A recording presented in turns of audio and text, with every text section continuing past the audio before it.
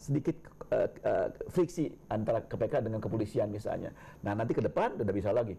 Nah, bagus sekali pimpinan KPK yang sekarang. Selalu sebelum dia bekerja, ada koordinasi, komunikasi, dan sinergitas dengan kepolisian dan kejaksaan. Itu bagus sekali, memang harus begitu. Apalagi mereka bergantung pada penyidik dan penuntutnya dari kepolisian dan kejaksaan.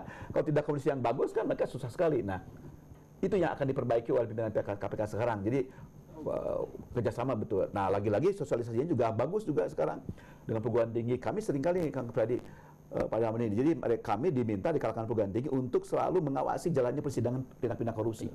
Jadi kami rekam gitu, kami diskusikan dan sebagainya, juga jalannya seperti itu. Kemudian juga kami juga mencoba untuk melihat bagaimana mahasiswa kita melakukan moot court, gitu, perbedaan semu untuk bisa bagaimana kasus korupsi dibedah di kalangan kampus. Juga ada eksaminasi terhadap putusan pengadilan terhadap kasus korupsi. Ini kan bagian dari pengembangan upaya kita membantu KPK, membantu penegak hukum dan kejaksaan kepolisian untuk bisa menguatkan substansi pencegahan dan tindak pidana korupsi gitu. Lagi-lagi kita sepakat bahwa korupsi adalah tindak pidana serius, tindak pidana luar biasa. Ya. Nah, kalau tindakannya ya katakanlah bisnis as usual, biasa-biasa saja, pasti kita akan jadi negara yang terkorup lagi gitu. Jadi harus ada tindakan-tindakan yang sangat luar biasa. Baik, berarti harus ada tindakan yang ekstrim. Pak Ramdhani, untuk di Islam sendiri, apakah ada hukum yang mengatur tentang sanksi korupsi dan apakah itu bisa diadopsi dalam hukum Indonesia? Ya, tentu saja kalau kita kembali pada konsep-konsep fikih pidana Islam ya, atau hukum pidana Islam, itu kalau misalnya korupsi itu ditempatkan sebagai salah satu bentuk kejahatan hirobah, itu dia hukumannya jelas ya, apa namanya, disalib, kemudian dirajam ya, dan sebagainya. Kemudian kalau misalnya menempatkan korupsi itu dalam hukum Islam ini disempatkan sebagai takjir ya, hukuman takjir itu kan dibebankan kepada negara, kepada penguasa. Nah, itu diserahkan sepenuhnya kepada kebijakan masyarakat, dalam hal ini negara. Jadi negara silahkan mengambil wewenang seperti apa hukuman yang pantas bagi para koruptor. Nah, cuman saya tidak setuju kalau misalnya ada yang mengatakan koruptor itu kalau mati jangan disalatkan. Nah, saya nggak setuju. Kenapa nggak setuju? Karena orang yang tidak disalatkan itu orang yang mati syahid, Pak. Jadi kalau misalnya para koruptor itu nggak disalatkan, kemudian dia apa namanya diikuti pendapat itu oleh masyarakat, berarti para koruptor itu orang yang mati syahid. Berarti ini salah kaprah ya? Salah kaprah menurut saya gitu ya. Jadi atau murtad gitu nggak boleh ya? Iya, disalatkan. Nah, seperti itu. Jadi misalnya ini juga hal-hal yang perlu dibenahi ketika kita berbicara tentang kejahatan korupsi. Saya sepakat kalau korupsi itu sebagai satu kejahatan yang apa namanya khusus ya, kemudian penyelesaian juga harus dengan cara yang khusus, kemudian tindakannya juga harus dengan tindakan yang khusus pula, karena dampak sosialnya yang besar. Nah, dalam Islam itu kalau misalnya pencuri jelas potong tangan, ininya. Tapi dalam kajian-kajian hukum Islam itu penempatkan korupsi dengan syarikoh beda dengan korupsi, karena kalau syarikoh itu mengambil uang yang uangnya itu aman di tempat si pemiliknya, jadi dibongkar, dipaksa, itu mencuri, syarikoh namanya. Tapi kalau misalnya korupsi kan enggak, uangnya ada dalam kewenangan dirinya, ada di hadapan dirinya. Jadi di sini memang ada konsep-konsep yang satu sama lain bisa dikompromikan tentang mana memahami makna ini, mana korupsi dalam konsep yang satu dengan konsep yang lain. Saya ingin bertanya, boleh nggak? Pak Ramli, ada nggak konsep Islam yang punya fungsi memiskinkan gitu ya? Karena mengambil harta rakyat juga harusnya tindakannya juga harus begitu gitu ya.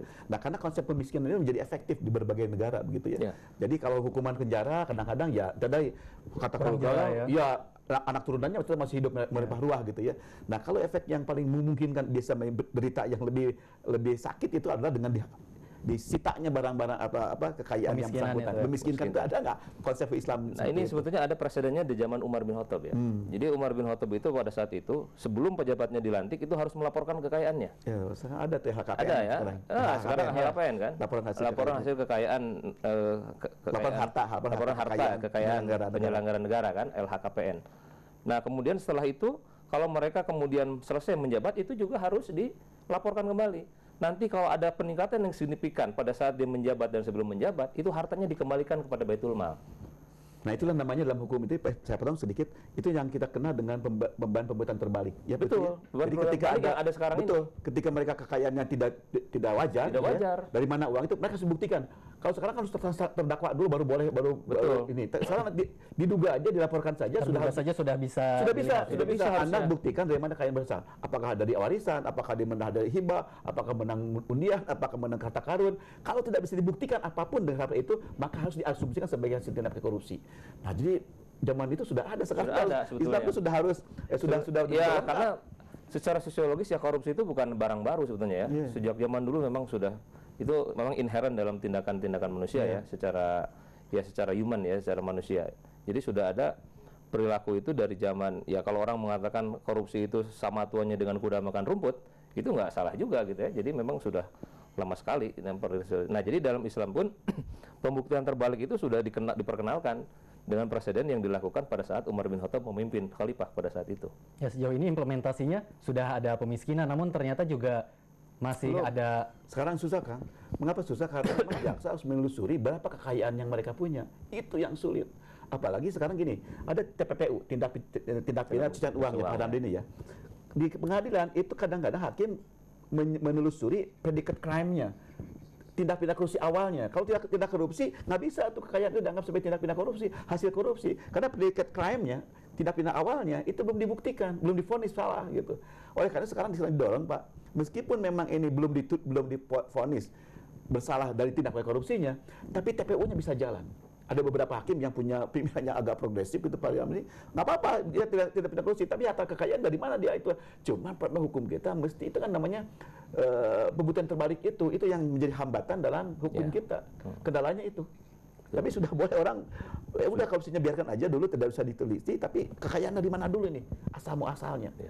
Kalau tidak jelas, tidak sah, tidak pasti, harus dianggap sebagai korupsi. Begitu kira-kira lah. Baik, Pak Ramdhani, kira-kira apa yang perlu diperbaiki dari sistem kita ataupun budaya kita untuk memberantas korupsi? Ya, kita kembali sebenarnya kalau kita mengidealkan suatu masa itu pada zaman Nabi ya, itu keteladanan saya kira ya. Jadi keteladanan adalah kunci bagaimana, kan ini yang melakukan korupsi itu kan para pemimpin kan, yang sekarang terjerat dan terlibat korupsi itu. Nggak ada rakyat kecil ikut korupsi kan. Nah, oleh karena itu mulailah bagaimana keteladanan itu lahir di dalam jiwa-jiwa para pemimpin-pemimpin itu yang penting. Karena Nabi sendiri, lau syarafat Fatimah binti Muhammad lokoto atau yadah, kata gitu. Jadi kalau Fatimah anak saya mencuri, aku sendiri yang akan memotong tangannya. Nah, ini artinya tidak tebang pilih kalau zaman sekarang ya. Tebang salah pilih sekarang, Pak. Tebang salah pilih ya.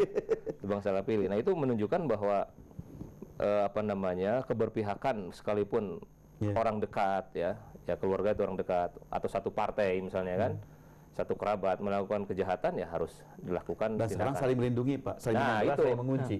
Itu problem juga, problemnya sekarang ini. Susah memang. Ya baik, Prof. Asef, bagaimana menurut Anda untuk meningkatkan integritas tidak hanya dari penegak hukum tetapi juga masyarakat untuk memberantas korupsi? Ada ini kan, saya menarik dengan pendapatnya Bambang Wijoyanto, BW itu.